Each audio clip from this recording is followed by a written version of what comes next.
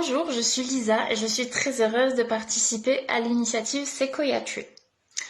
Aujourd'hui, je vais vous parler de l'importance, selon moi, de s'engager dans la solidarité internationale. J'évoquerai aussi quelques façons de s'engager dans ce domaine.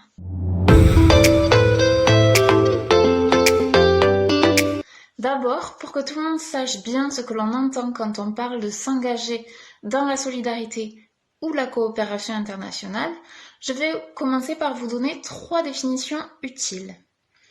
Alors, la solidarité internationale, c'est tout simplement la dimension internationale de la solidarité.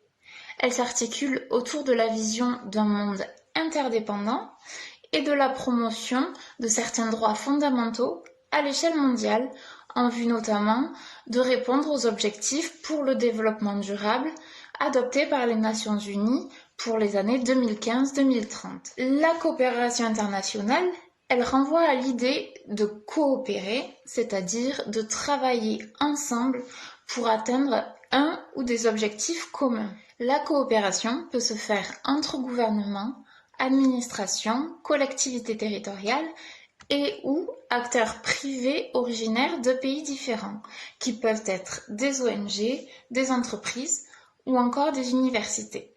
Pour résumer, la coopération internationale est une dimension un peu plus spécifique de la solidarité internationale. La coopération internationale englobe de nombreuses thématiques d'engagement.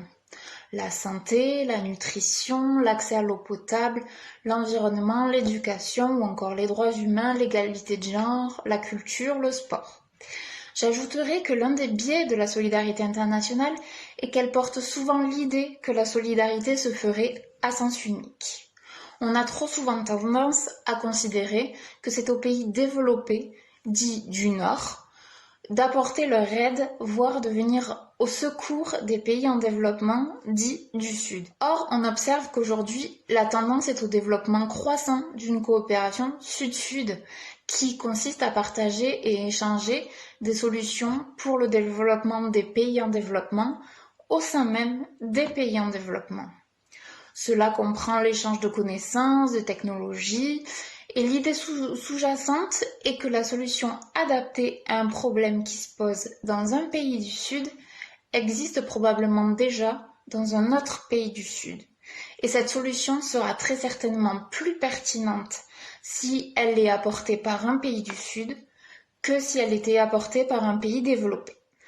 À ce titre, vous avez peut-être vu il y a quelques années cette vidéo parodique Africa for Norway qui avait été réalisée par une ONG estudiantine norvégienne qui voulait nous faire réfléchir sur les stéréotypes parfois véhiculés par les actions humanitaires menées en Afrique.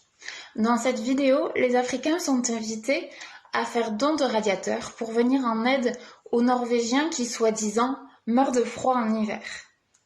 Je trouve que cela illustre assez bien le danger de penser les actions de solidarité comme étant à sens unique. Au contraire, chacun et chacune d'entre nous, où qu'il vive et quelles que soient ses origines, a un rôle à jouer dans cette solidarité internationale en s'engageant à l'échelle qu'il/elle souhaite et qui lui correspond sur les thématiques qui le ou la passionnent. Il n'est pas forcément besoin d'avoir des qualifications particulières. Tout dépend de ce que l'on recherche comme type d'engagement et quelles sont nos motivations. Il existe de multiples façons de s'engager dans la solidarité internationale. Tout d'abord, le bénévolat et le volontariat, qui sont deux choses différentes. Il s'agit souvent de la première étape de l'engagement, qui mène parfois à un engagement à long terme, voire professionnel, dans la solidarité internationale. À tout âge, ces formes d'engagement constituent des expériences formatrices, à l'origine de nombreuses découvertes, de rencontres variées. Elles nous apportent une belle ouverture d'esprit et parfois même elles nous permettent d'acquérir de nouvelles connaissances et compétences qui pourront ensuite être très utiles dans notre vie professionnelle et personnelle. Ce sont des expériences qui participent à nous construire et à nous faire grandir. Il faut bien avoir à l'esprit qu'il n'est pas nécessaire de partir à l'autre bout du monde pour se rendre utile et s'engager dans la solidarité. Et nos ressources financières ne nous le permettent pas toujours. Alors n'hésitez pas à commencer par vous engager près de chez vous et à vous renseigner sur les dispositifs de volontariat qui existent dans votre pays. Merci de m'avoir écouté.